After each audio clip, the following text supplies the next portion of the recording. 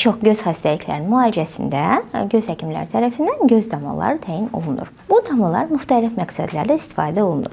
Göz allergiyaları zamanı hər hansı infeksion proseslərdə antiviral, antiallergik, antibakterial damlalarımız vardır. Daha sonra göz quruluğu zamanı nəmləndirici damlalar istifadə edilir. Gözdə olan göz təzyiqinin yüksəlməsi, qlaukom adlanan bir xəstəliyimiz var ki, bu zaman uzun müddət hipotensiv damcılara istifadəsi gərəkir. Daha sonra qidalandırıcı tərkibində hər hansı bir vitaminlər olan damlaların istifadəsi də olduqca vacibdir. Ancaq bu damlalar mütləq vaxtında və həkim nəzarəti altında istifadə olunmalıdır. Belə ki, damcıların uzun müddət nəzarətsiz istifadəsi gözün müxtəlif qışalarında müxtəlif problemlərə və patologiyalara gətirib çıxara bilər.